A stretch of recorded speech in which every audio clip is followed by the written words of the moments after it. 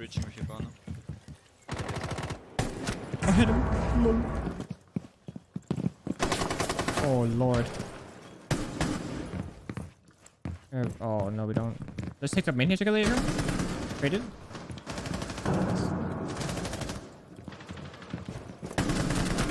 Recruit dead. Close jungle. Yeah, one lobby, one's balcony. Steady. Oh, Oh my lord.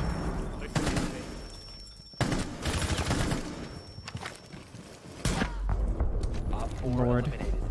That's C4, dude. That C4 had probably gotten her too. I hit the beam.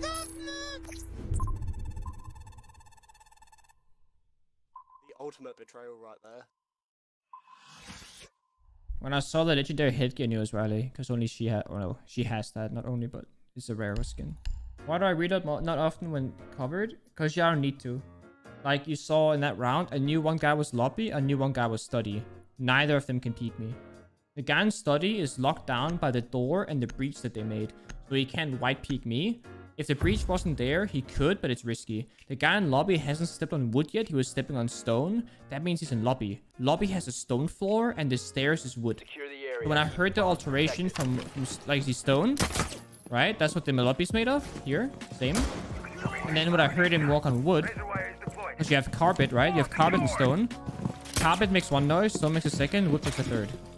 Well, I knew when he was in the staircase. I heard him down here. I'm not afraid of reloading because he's not even close to me.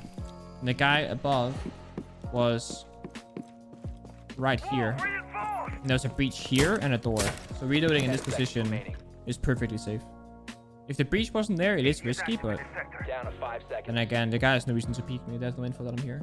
And I just killed his two teammates, so... Probably scared that he'll suffer the same fate.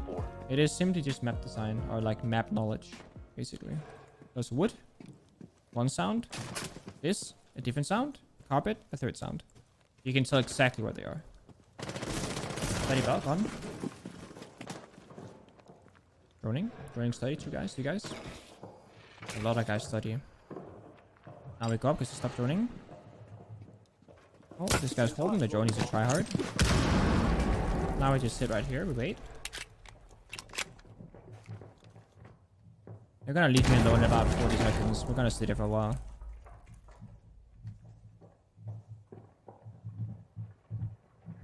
There's still one guy holding my flank. You can hear it. He's right here. And there's a guy right here.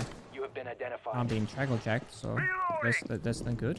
On team. We're gonna cancel it with the gadget. Take it off. There's gonna be a guy main just holding me for sure. You hear him right now. He's right there.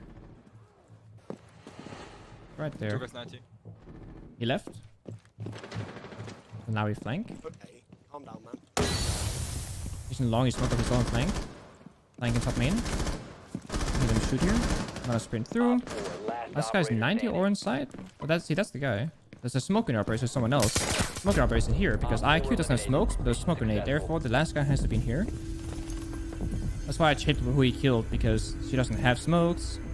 There's a jackal holding my flank, so pretty much everything I just said happened as said. It's pure logic once you like know the game. Like I flanked at the same second the jackal stopped holding the flank. He threw a smoke to cover the flank because he knew I was gonna come for him probably. I would have done the same. I think that's also why I'm consistent, because I understand the game very well. I think a lot of pros don't understand the game as well as others. Like I think someone like Uno, for example, my teammate, is extremely smart, but I don't think a lot of people knows it. Because Uno is probably one of the smartest people I play with in my career. I think the reason why Fabian and I was always like consistent players is because we play the odds. We don't pick 50-50 gunfights, we pick 60-40 gunfights, you know? We understand the risk involvement. The lobby door, two guys, one slave out. I'm gonna peek this guy, he's low on ammo. I need Bana, which means he has no more ammo left, because he only has 21 bullets. So I can safely interrogate. I didn't see that guy, even though he was... my brain didn't see him. You only got 21 bullets. You spray down the door, you'll get run out on. Spray half a mag, reload, then the other half. Or use bearing 9, then swap. You see? I knew exactly what gun she had. It was Hibana. 21 bullets. Can only just open the door. She had 0 bullets left, probably, or 1. If she used Barry 9 and swapped or did half and half, I couldn't do that. I couldn't punish her. But since she wasted her entire magazine, I can punish her for it. It's a really small mistake, but a good player would abuse it, and I did. If it was any other gun, I couldn't do that. I mean, I could have done it, but then it's a 50-50 gunfight, right? Any gun could have opened that door, and I could have peeked it with any operator. But see, because I know it's Hibana, I should peek it more than I shouldn't, because I have the advantage. Like, if that was any other gun, I would not have peeked it. I wouldn't have. I mean, I think the difference is that I understand why I'm doing stuff, and I think a lot of people that are, you know, new at the game, they just do. They're like, oh, I guess I'll run out now, but they don't know why they're running out. They don't know why they think they should. If you always think about the reasonings as to why your brain wants to do something and you understand the pattern, like, why did this particular guy jump out at this particular moment? Did you do something? Did you hear a droning? Like, it's always good to understand why you're doing what you're doing at any given level. Because if you understand your own, you know, pattern, you might understand the enemies. Like, if you know that you would run out on Hibana, like I just did, you know that when you do the same thing as the Hibana, you're not going to do what she did. You're going to do differently because you don't want to get run out on, right? But if you understand your side of the play, you might understand the counter play that they're going to make against you, vice versa. So understanding both aspects is what's going to make you a better player. We're going deep in case he's close and long. He could jump out here, but I'm not going to get on it. In long Mossy, he got my drone. And I flash wants to pressure the jump in. He could C4 this, so I'm gonna play further away. The C4 won't kill me here, so I'm good. I'm gonna throw more flashbang, pressure the jump in. He has to respect it or he'll just lose the round. Giving my teammates more time to work with. And I'm gonna leave the rappel. I'm gonna go on this block. Was that Mossy? I think it's on the left, maybe. Okay. That was a Mossy in long. If you pressure top main, I can jump in 90 right now. I'm gonna smoke it or splash it one more time. Alright, 3, 2, 1, go. Might be a fresh dimension for that, actually. I caught myself in the mistake as it happened. 1 op 4 remaining. But we got the refrags. This first peek, the door to kill me. My teammates avenged me. That's why we coordinated the push with the teammates in case the plan fails. Either I can refrag them or they can refrag us. So even though we got caught, we got something out of it. We're basically living bait. It do be like that sometimes. I think slowing down and reading into the game in that depth would increase the performance. Yeah, I mean, Siege is a very slow-paced game. You saw how I played last round. You could argue that I played really, really slow. But if you think about it, I didn't play slow at all. I played the exact same pace as my teammates. The second I jumped in 90 window was the same second they peeked top main. So I wasn't playing slow at all. You should think about your plays if you can. When you're a new person, you're probably gonna stop and think, and if they peek while you think, you die because your brain is, you know, busy.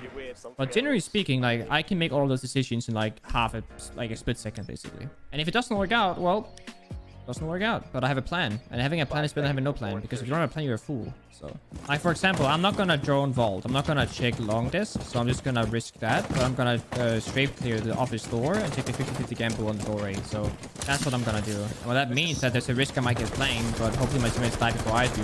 Now, this I did not decide. You could have peeked the door, then I could have died, but they didn't. So the first risk right here, 50-50-50-50.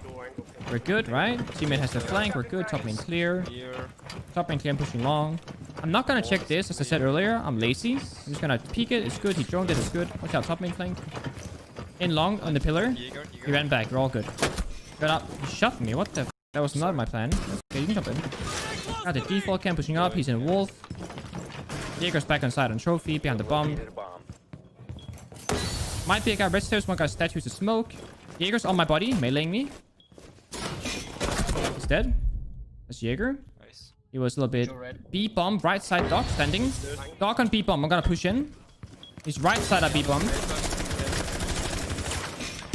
He's dead. One statue, smoke. Can I ADS him because he's a bad gun? We have side control. I can plant.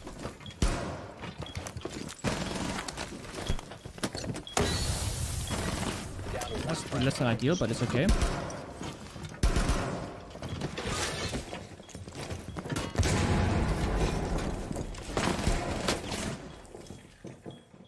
He has to peek me or I die. I have 1 bullet left, so I have to take the gunfight. He's injured. Not injured. I didn't hit him. Monka is. And I die. What's the Cavera? That's why I didn't hear. Either I didn't hit him or he was 1 health, because he should have been injured from like those 4 bullets. So my plan, my individual plan, it worked out perfectly. Like obviously my teammates, like they lost a gunfight. Also, you can argue that if they didn't get shot by Sophia, I would have had like 23 more health because I was 77 after she shot me. I could have survived the gunfight better with Doc and the smoke. I could have played more aggressive. Since I was 1 health, I had to play passive. So small things led to our demise. Our teammates got flanked by Caveira, as I kind of predicted. I said that they were probably going to get flanked if anything, but it happens. But I have a plan in my head. Soft wall into office. Top main smoke, smoking me off. Jordan, I'm opening. Can you hold my right hand side door, please, if you rappel in? No, don't open that. Oh. Actually, I might peek that. Top main Lesion as well. Lesion in office. Sophia. Thank you. Take one ping. And this on side with me. Throw it. I dare you. Yep. Thank you. I have side control. I bounced it back into him. I got flanked top red. Oryx. Take it. Oryx dead. Nice. Oryx dead. I just got top main. Smoke. You see how many kills I got us? I got the bandit, the Oryx, I got this Lesion. Everyone got killed by me because I'm making them run into my teammates' line of sight, or I'm just abusing them with their C4s. Even though I only got 1 kill, I got 4, right? Like I enabled 4 kills. And that's what a good multiplayer needs to do. You need to enable your teammates, not yourself. When you're a bandit in that scenario, what you gotta do is prep the C4 above the doorway and not pop it. Because the second you pop the C4, you have utilized all your tools to kill me. What I would do if I was that bandit, you put the C4 here, right? Because when I walk in, it's a complete gamble whether he blows it up. I mean, when you blow up the C4, you can still hip fire. So if I do this, he can still hip fire me while blowing it up, giving him an option to kill me or an opportunity. But he just C4s it here. I can block it by stepping in like I did. Either he blows it and dies, or he has to run away, and like I get bomb side control, C4 is like useless, and I'll just run him down anyway, right? You probably don't want to corner yourself. If bandit sees me here, you should go this way. You shouldn't go this way, because then you're in a corner stuck, and that's a soft wall, right? If anything, if you're afraid of that soft wall, just take the gamble and sprint in. The angle is so tight. Hold my handy cam, please. I have your red.